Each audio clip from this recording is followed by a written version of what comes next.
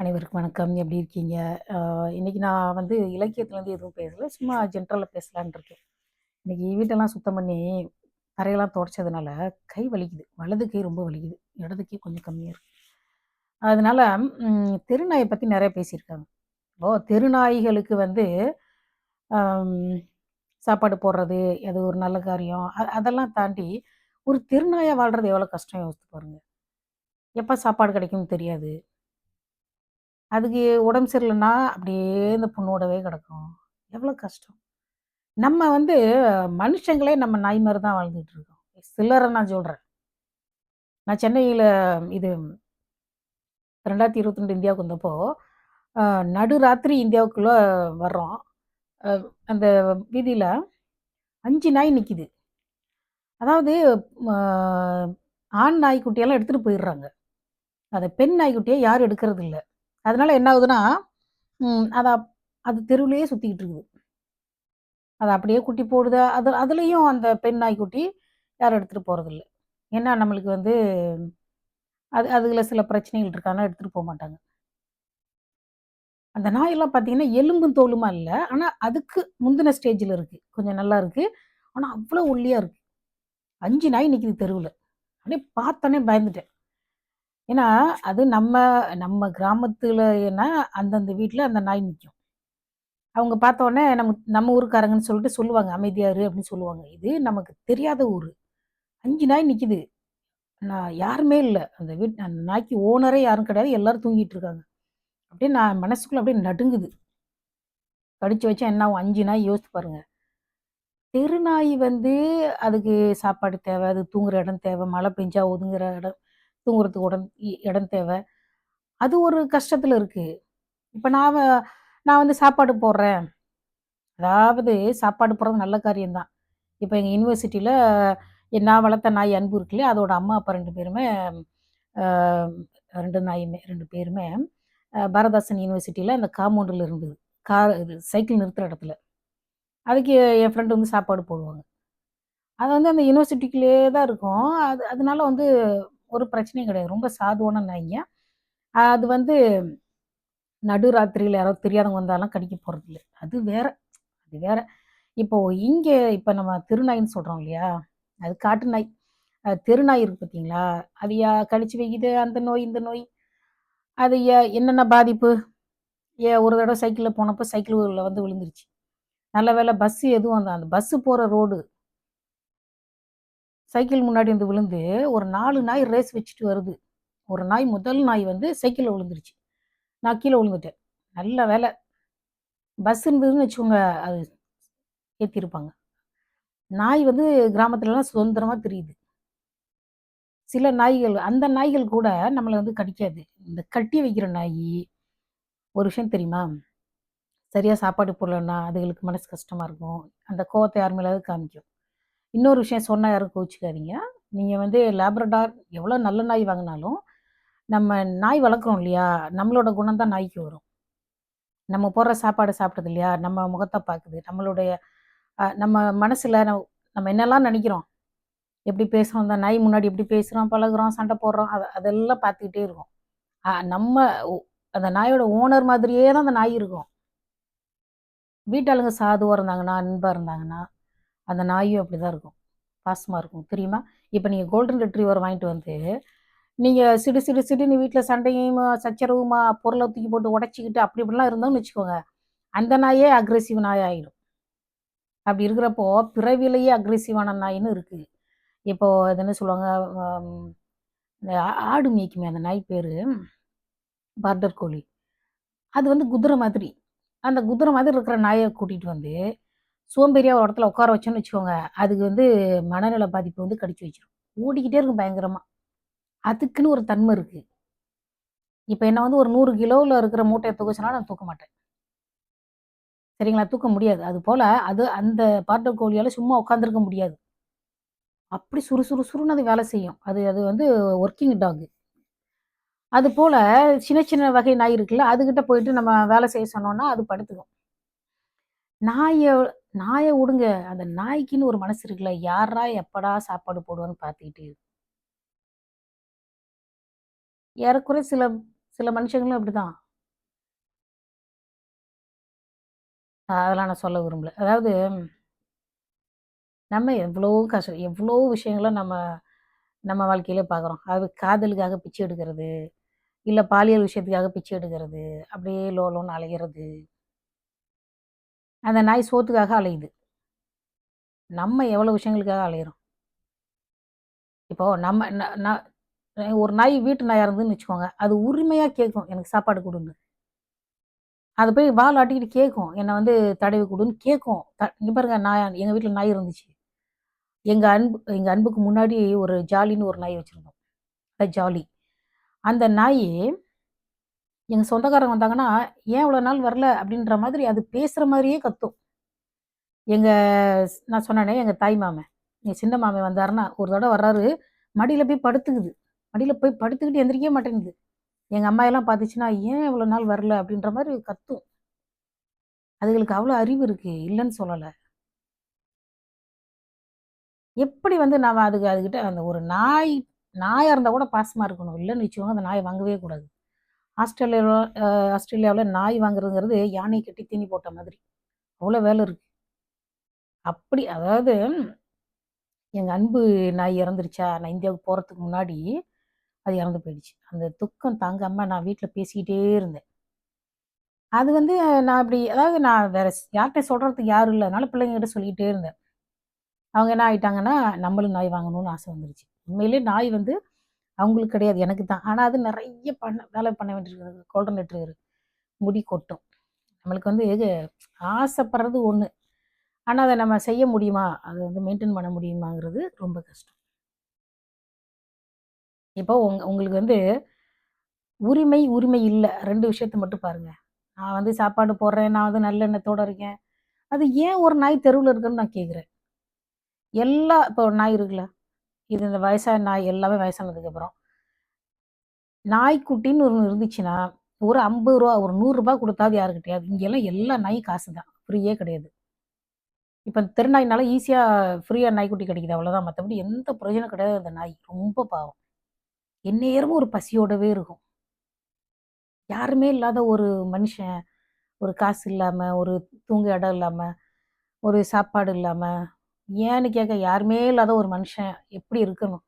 இருந்தா எவ்வளோ கஷ்டமா இருக்கும். அதே தான் அந்த நாய்க்கு நெலைமையும். தெருநாய ஒ ஒழிச்சா நல்லது தானே! அதுக்குன்னு ஒரு இடம் இருக்கணும். ஏன் இப்படி தெருவுலயே சுத்திட்டு இருக்கணும்? அதனால நமக்கு பாதிப்பு வர்றதுங்கிறத பத்தினா, அது அது பாதிப்பு தான். திடீர்னு எப்பவாவது வந்து விழுந்து அடிபடுறது, அதுகளுக்கு என்ன தெரியும் பாவம். ஆனா தெருநாயும் இருக்கக்கூடாது. என்ன பொறுத்தவரை தெருநாயும் இருக்கக்கூடாது. ஏன் அவ்வளோ கஷ்டப்படணும் ஒரு நாய்? இல்ல அது குருவி மாதிரி ஏதாவது கூடு கட்டி வாழப்போதா? கிடையாது. நாய்னா ஒரு வீட்ல தான் இருக்கணும். ரொம்ப பாவமா இருக்கு. நம்ம வாழ்க்கையே நாய் படாத பாடு வாழ்ந்துகிட்டு இருக்கோம்.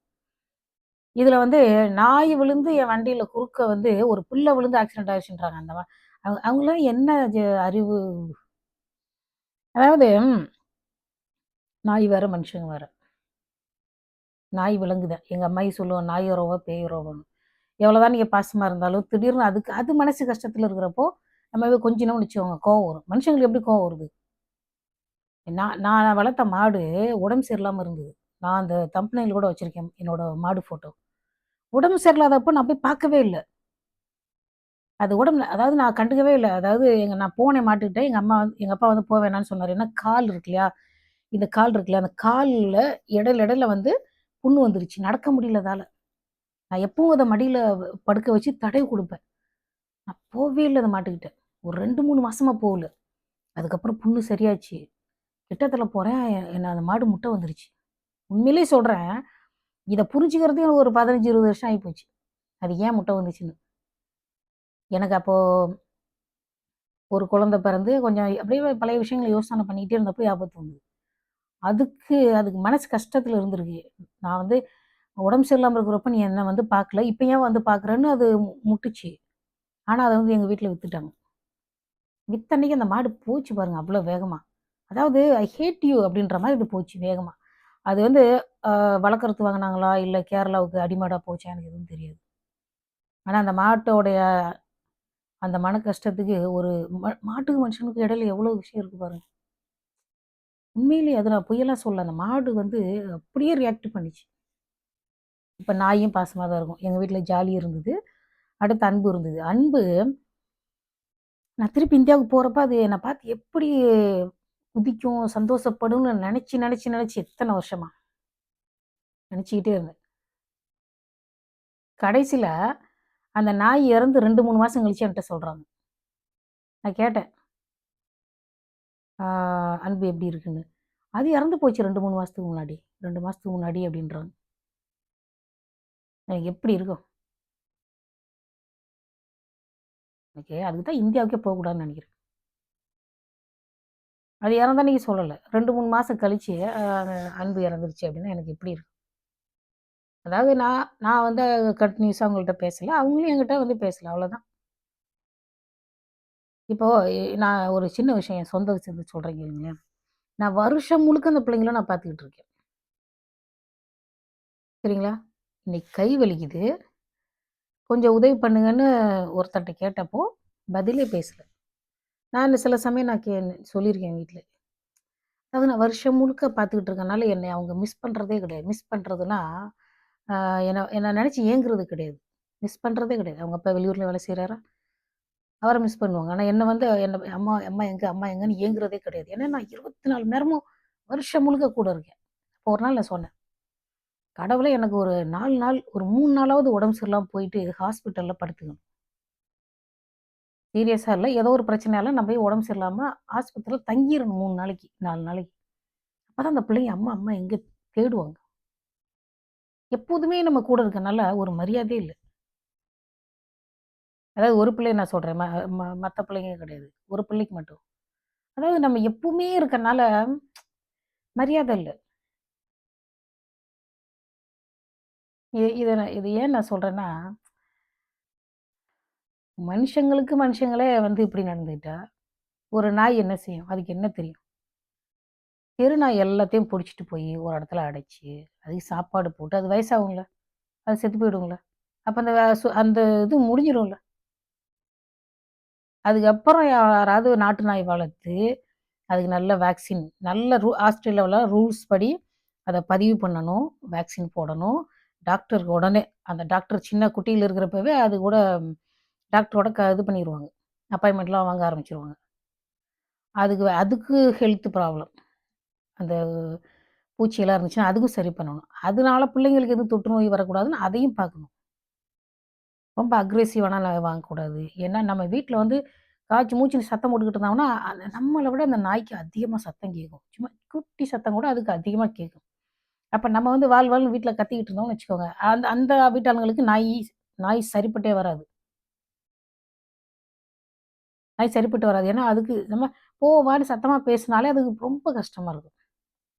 இப்ப அதுக்கெல்லாம் ஒரு மூடியெல்லாம் விக்கிறாங்க. அமெரிக்காவுல விக்குது. அது ரொம்ப காஸ்ட்லியானது. ஏதோ ஒரு $100 பக்கமா விக்குது. மூடி மாதிரி இருக்கு.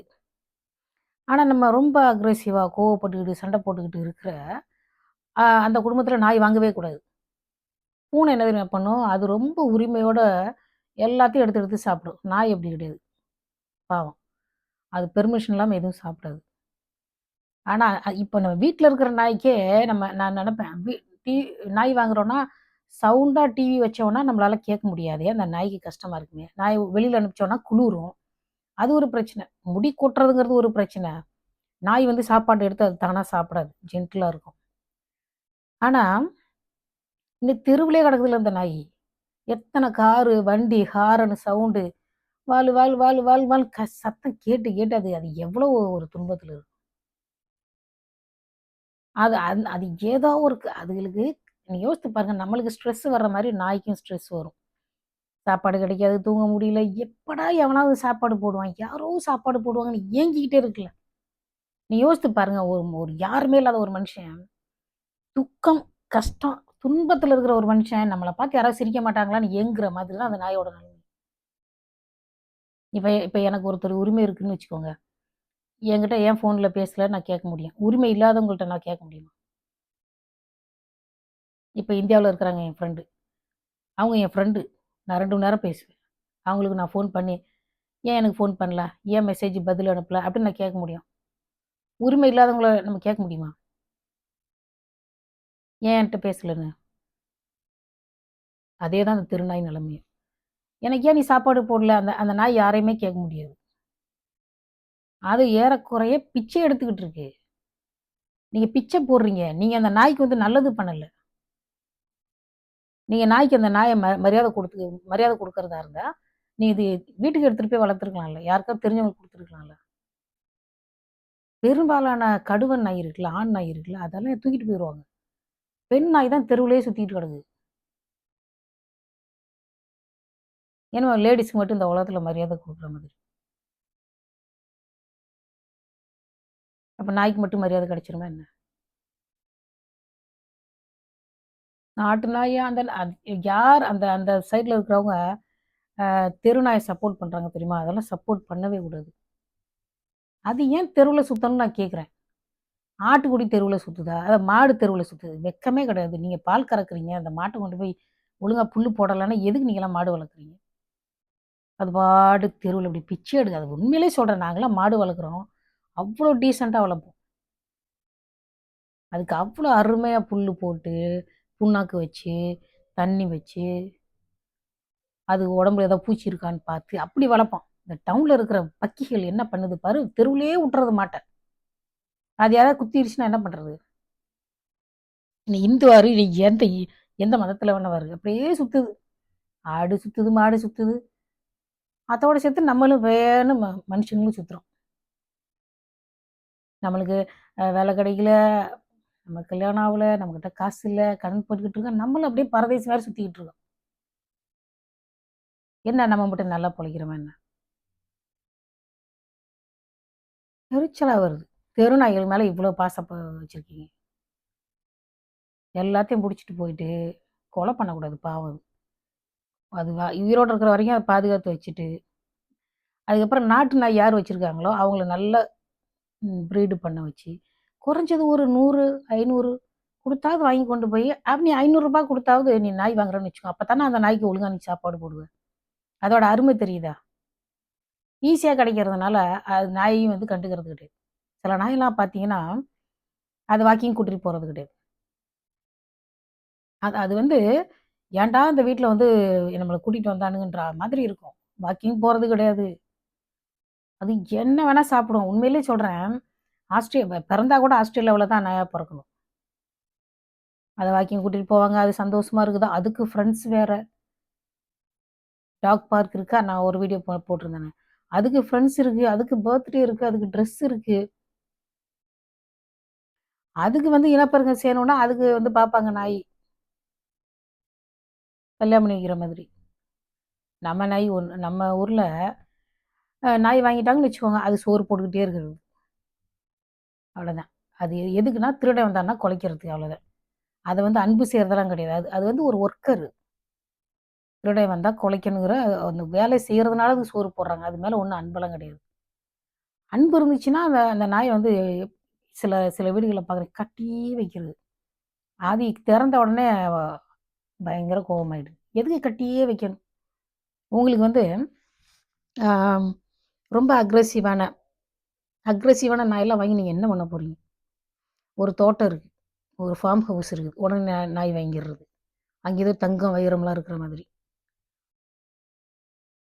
அத கட்டியே வச்சிருப்பாங்க. என்ன பண்றது போங்க.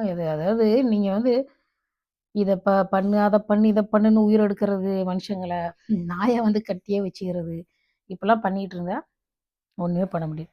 இல்ல நான் யோசிக்கிறேன். அதுக்கு யார் மேல உரிமை இருக்கு? சொல்லுங்க. யாருக்கிட்டயாவது வந்து அது டீ கடையில நிக்கும். யாராவது பிஸ்கட் வாங்கி போடுவாங்க. அது அது அப்படியே அந்த நாய் வந்து அப்படியே ஏங்கி பாக்குது. நம்மள இவன் பிஸ்கட் போடுறானே! நம்மள வீட்டுக்கு கூட்டிட்டு போயிருவானான்னு அப்படியே ஏங்கி பாக்குது. ஒரு 6 மாச குட்டி, 1 வருஷம் நாய்க்கு. அப்ப நீ தான் அத உனக்கு அறிவு வேணாம். அந்த நாய்க்கு வந்து ஆசை காட்டுற மாரி பிஸ்கட் வாங்கி போடுறியே! அது வந்து அவன் அந்த முகத்த தேடிக்கிட்டே இருக்காதா? அந்த நாய நீ வளர்க்கணும்னு நினைச்சீன்னா, கூட்டிட்டு போய் வளர்க்கணும். அப்பப்ப வர்றது, நான் வந்து பெரிய சீவ காருண்யம் இதுன்னு சொல்லிட்டு, பிஸ்கட் வாங்கி போடுறது. அப்புறம் வந்து சோத்த காய்ச்சி நான் என்ன சொல்றேன், நீ சோறு சமைச்சு, நாய்க்கு நீங்க போய் விநியோகம் பண்றதெல்லாம் உங்க வேலையே கிடையாது. ஆஸ்திரேலியாவுல யாரும் அப்படி பண்ண மாட்டாங்க. சொந்தமா நாய் வச்சிருக்கீங்களா? அந்த நாய்க்கு சாப்பாடு போடுங்க, அத பார்த்துக்கோங்க, டாக்டர்ட்ட கூட்டிட்டு போங்க, வாக்கிங் கூட்டிட்டு போங்க. அதுதான் அவங்க வேல. எதுக்கு நீங்க அடுத்த தெரு நாய்க்கெல்லாம் சாப்பாடு போட்டுக்கிட்டு இருக்கீங்க? அதுவும் இந்த தெரு நாய்க்கு பார்த்தீங்கன்னா, தரையில சோறு போடுவாங்க சிலர். அது எப்பவுமே நான் சொல்றது உங்களுக்கு புரியுதா? காட்டுல இருந்திருந்தா கூட நிம்மதியா இருந்திருக்கும். எப்போதுமே ஒரு சாப்பாட்டுக்காகவும், அன்புக்காகவும் ஏங்கிக்கிட்டே அலைஞ்சுகிட்டே இருக்கும். எதுக்கு அந்த தெரு நாய் அப்படி கஷ்டப்படணும்? அப்படியே ஏங்கிக்கிட்டே கிடக்கிறது. ஐயோ! ஐயோ! ஐயோ! யாராவது வருவாங்களா? போவாங்களா? சாப்பாடு போடுவாங்களா? அதுன்னு ரொட்டீனா சாப்பிடுதா அது? இப்போ நம்மலாம் காலையில சாப்பிடுறோம், மத்தியானம் சாப்பிடுறோம், நைட்டு சாப்பிடுறோம். அது கரெக்ட்டா அந்த டைம்ல சாப்பாடு கிடைக்குதா? அது வந்து சின்ன பிள்ளைங்க நீங்க பாருங்க சின்ன பிள்ளைங்க வந்து நம்ம சின்ன பிள்ளை இருக்கிற நாமெல்லாம் சின்ன பிள்ளை இருக்கிறப்போ, வடைய கையில வச்சுக்கிட்டு இருந்தா காக்கா வந்து தூக்கிட்டு போயிடும். இட்லி கையில வச்சுக்கிட்டு இருந்தா காக்கா வந்து தூக்கிட்டு போகும். ஆனா, கிராமத்துலலாம் நான் பார்த்துருக்கேன். ஆனா, இப்போ இந்த நாய்கள் வந்து சாப்பாடு கிடைக்காம அதுகள உடம்பு வயித்த பாருங்க அவ்வளோ இதுவா இருக்கு. எலும்பு தோலுமா கிடக்கு. எல்லா நாயும் புடிச்சிட்டு போயி, அது இருக்கிற வரைக்கும், உயிரோட இருக்கிற வரைக்கும் சாப்பாடு போட்டு அதுக்கு அது வயசாகி போயிடுச்சுன்னா, இந்த பிரச்சனையே முடிஞ்சிடும் அவ்வளோதான். எல்லா நாயும் தூக்கிட்டு போயிரணும். பாவம். தெரு நாய்கள் வந்து நீங்க அது என்னமோ அது என்ன சொல்ற அரசியல்ங்கிறது அதுன்றது எனக்கு அதெல்லாம் ஒண்ணும் தெரியாது. என்னத்த தெரு நாய்ல அரசியல் இருக்கு. ஒரு நாய்க்கு நான் சாப்பாடு போட்டு நான் நல்ல பேர் வாங்கணும். இந்த தெருவுல இத்தன நாய் 10 நாய் இருக்கு. அந்த நாய்க்கு நான் தான் சாப்பாடு போடுறேன். 4 பேர் அதனால என்ன மதிக்கணும். அப்படிலாம் ஆசைப்படாதீங்க. அது உங்க வேலையே கிடையாது. அது உங்க வேலையே கிடையாது. அது அதாவது வ ஒரு பிள்ளை நீங்க வளர்க்குறீங்கன்னா, அந்த பிள்ளைய கூட்டிட்டு தத்தெடுத்து வீட்டுக்குள்ள போய் வச்சு வளர்க்கணும். தெருவுலயே வச்சுக்கிட்டு நான் இந்த அரசியல்ல சொல்லுவாங்க தெரியுமா? நான் வெளியில இருந்து ஆதரவு குடுக்குறேன்ற மாதிரி, அது தெருவுலயே கிடக்கும். அதுகிட்ட போய் அப்படியே உசு உசுன்னு சவுண்ட் குடுக்குறது, அப்புறம் இந்த இப்படின்டா இப்படி பண்றது, சாப்பாடு கொஞ்சம் போடுறது, ரொம்ப தப்பு. அது அப்படியே ஏங்கிக்கிட்டே அலையும். அதாவது நாய் படாத பாடுன்னு சொல்லுவாங்க பாரு. ஏங்கிக்கிட்டே அலையும். எ அதாவது அது நெனச்சுக்குது, இந்த சாப்பாடு போடுறவன் எவனாவது நம்மள வீட்டுக்கு கூட்டிட்டு போயிற மாட்டானா? 10ஓட 11 இப்படி திரியிறோமே, நம்ம மட்டும் ஒரு ஆளா ஒரு ஒரு முக்கியமான விஐபி மாதிரி அந்த வீட்ல இருக்க மாட்டோமான்னு ஏங்காது.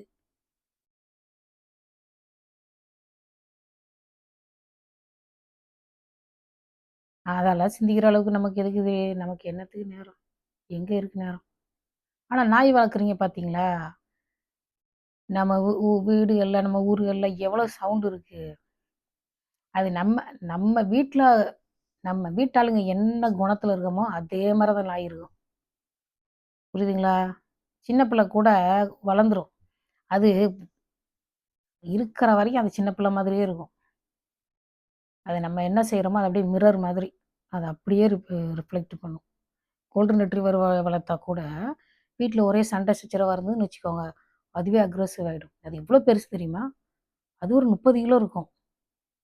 இப்ப டக்குன்னு என்னால தூக்க முடியாது. அவ்வளோ பெரிய நாய். எங்க அன்பு வந்து கிராஸ் பிரீடு. நாட்டு நாயும், கோல்டன் ரெட்ரீவரும். அதனால குட்டியா இருந்தது. அது ஒரு 15 கிலோ இருக்கும். இங்கெல்லாம் வந்து ஒரு 25 கிலோ இருக்கு. யானை கட்டி தீனி போட்ட மாரி ஒரு வெரி ரெஸ்பான்சிபிள் ஜாப். அதுக்கு ஏதாவது ப்ராப்ளம்னு வச்சுக்கோங்க, சும்மா விட மாட்டாங்க. 24 நிமிஷம் ஆயிடுச்சு. ஏன்னா நான் அதானே சொல்றேன். நம்மளுக்கு வந்து சொந்த நாய்னா, அது பிளேட்ட தூக்கிட்டு வந்து சாப்பாடு போடுன்னு கேட்கும். கொலைக்கும். பாசமா கேட்கும். ஏன் வந்து எனக்கு சாப்பாடு போட மாட்டேன்ற? அப்படிலாம் அப்படியே விதவிதமா பேசும் நாய்ங்க. நான் பார்த்துருக்கேன். எங்க அன்பு என்னென்ன வேலை செய்யும்னு. ஃபேனுக்கு அடியில தூங்காத அப்படின்னா, ஃபேனுக்கு அடியில வந்து 4 காலையும் அப்படியே விரிச்சு வச்சுக்கிட்டு, அதோட வயிறு ஃபுல்லா தரையில படுத்திருக்கும். அப்ப அழுக்கெல்லாம் படும் தானே! முடி கொட்டும் தானே! எனக்கு இந்தியாவுல இருக்கிறப்ப அந்த அறிவெல்லாம் கிடையாது. அது ஆனா இப்ப வந்து அதாவது குழந்தைங்க பிறந்ததுக்கு அப்புறம் தான் நம்மளுக்கு அந்த சுத்தத்த பத்தின சிந்தனை அதிகமாகுது. அது முடி இருக்கும், பிள்ளைங்க மூக்கு உள்ள போயிடும். அதெல்லாம் இருக்குது. பூனை முடி, நாய் முடியெல்லாம் பிள்ளைங்களுக்கு வந்து நல்லதில்ல. கொஞ்சம் அதெல்லாம் எல்லாத்தையும் கிளீன் பண்ணிக்கிட்டே இருக்கணும். அவ்வளோ வேலை இருக்குது லேடீஸ்க்கு. ஏன்னா ஜென்ஸா வந்து கிளீன் பண்ண போறாங்க. எல்லாமே அம்மாகிட்ட தான் வந்து எல்லா பாதையும் ஒரு இடத்துல முடிங்கிற மாரி அம்மாகிட்ட தான் முடியும். இப்ப நான் நாய் வாங்குனா நான் தான் கிளீன் பண்ணணும். அது என்ன சொல்ல வந்தேன்? நான் வந்து ந ந தெருநாய்களுக்கெல்லாம் தெருநாய் தெருவிலேயே இருக்கக்கூடாதுன்னு நெனைக்கிறேன். பாவம் அது. அதுக்குன்னு ஒரு அம்மா, அப்பா மாதிரி அதுக்குன்னு ஒரு ஓனர் இருக்கணும். அந்த ஓனர் பேசுவாரு. பேசிக்கிட்டு இருப்பாங்க. அது மாரி கவனிக்கும். அது டிவி பார்க்கும், அது சாப்பிடும், தூங்கும். அது பாட்டுக்கு போய் வெயில் காயும். சாப்பாடு நமக்கு கண்டிப்பா கிடைக்குன்ற ஒரு நிம்மதியோட அந்த நாய் இருக்கு தெரியுமா? அதாவது ஹேப்பி நாய். அது சந்தோஷமான நாய். எப்ப பார்த்தாலும் ஏங்கிக்கிட்டே இருந்ததுன்னு வச்சுக்கோங்க, கிடையாது. அது பாவம். நம்ம யாருகிட்டயுமே உரிமை எடுத்துக்க முடியாது. அதாவது உரிமை இருக்கிறவங்கள்ட்டயே நம்ம கோவப்பட முடியாது. உரிமை இல்லாதவங்கள்ட்ட போய் நம்ம எப்படி கோவப்பட முடியும் சொல்லுங்க? பேசணும்னா தான் பேசுவாங்க. பேச இஷ்டம் இல்லாட்டி "நீ யாரு? நான் உனக்கு ஏன் ஃபோன் பண்ணணும்?" அப்படிதான் நெனப்பாங்கல்ல. ஓகே. இதுக்கு மேல பேச வேணாம்னு நெனைக்கிறேன். ஓகே. தேங்க் யூ ஃபார் வாட்சிங். நான் என்ன விஷயம் சொல்லியிருக்கேன்னு நாய பத்தி என்ன சொல்லியிருக்கேன்னா, அது பாவம். தெருவுலயே இருக்கக்கூடாது. தெரு நாய்ன்னு ஒண்ணு இருக்கவே கூடாதுன்னு நெனைக்கிறேன். தேங்க் யூ ஃபார் வாட்சிங். பாய்.